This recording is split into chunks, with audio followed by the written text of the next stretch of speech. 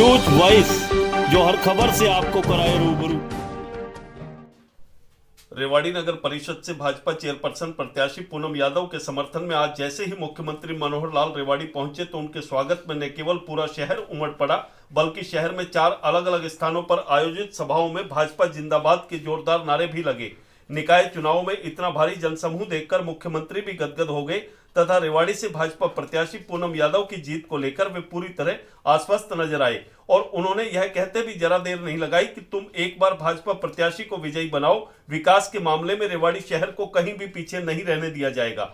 मुख्यमंत्री ने कहा कि पिछले 6 सालों के दौरान प्रदेश सरकार द्वारा कराए गए विकास कार्य किसी से अछूते नहीं है। जिस तरह सरकार ने शिक्षा, चिकित्सा और हर मामले में प्रदेश को अव्वल रखने का काम किया है, उसी तरह रेवाड़ी शहर को भी विकास की बुलंदियों तक पहुंचाया जाएगा।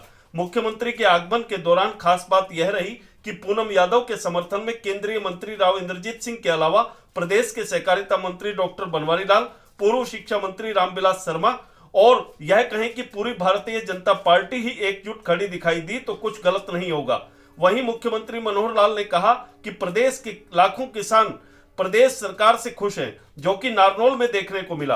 रेवाड़ी में अपने भाषण के दौरान मुख्यमंत्री ने पूर्व की सरकारों, खासकर कांग्रेस को घोटालों की सरकार कहा और बोले कि 2G, कोयला और जमीन घोटाले उन्हीं घोटालों का हिस्सा है। मुख्यमंत्री ने कहा कि पहले विकास के नाम पर जब केंद्र से 1 रुपया चलता था तो प्रदेश तक पहुंचते पहुंचते 15 पैसे रह जाते थे, लेकिन अब पूरा रुपया ही प्रदेश की जनता तक पहुंच रहा है। उन्होंने कहा कि पिछले 4 सालों में रेवाड़ी नगर परिषद में करोड़ों के काम हुए हैं और यदि जनता का सहयोग भाजपा और जजपा को मिला तो आगे भी इसी तरह काम होते रहेंगे। उन्होंने जनता से अपील की कि 27 दिसंबर को भारतीय जनता पार्टी के चुनाव चिन्ह पर चेयरपर्सन के रूप में चुनाव लड़ रही पूनम यादव को जिताकर नगर परिषद भेजें ताकि रेवाड़ी के विकास को और अधिक गति मिल सके।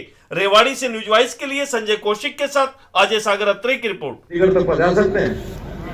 भारत माता की धन्यवाद। आज लोकतंत्र के सारे सिस्टम में ये जो हमारा सरकार का तीसरा टायर है, लोकल सेल्फ गवर्नमेंट, स्थानीय निकाय, शहरी स्थानीय निकाय, अर्बन लोकल बॉडीज के नाते से हरियाणा के 7 इकाइयों का चुनाव होने जा रहा है अगली 27 तारीख को।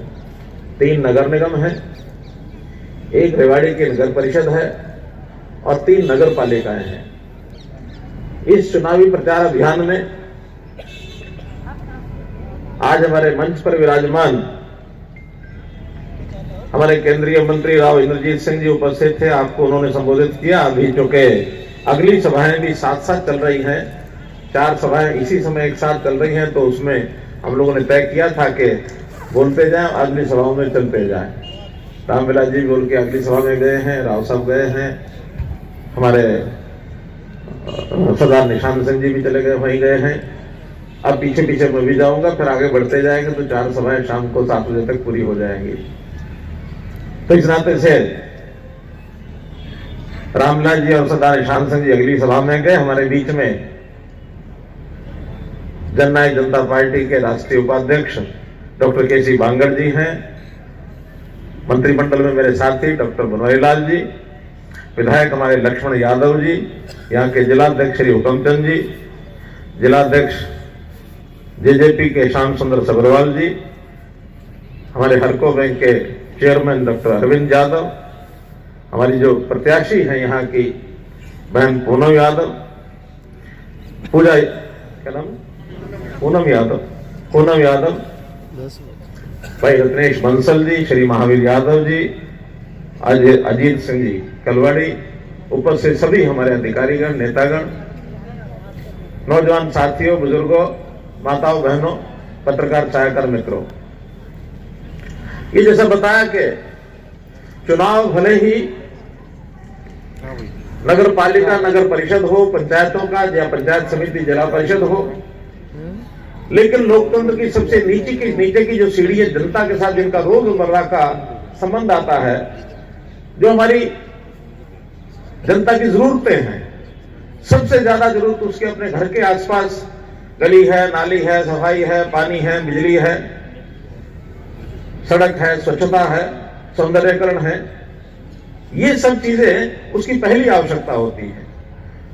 इसके बाद फिर और बड़ी आवश्यकताएं हैं, कहीं शिक्षा है, कहीं स्वास्थ्य है, कहीं खेती है, कहीं सिंचाई है, वो सब प्रदेश सरकार के जिम्मे है।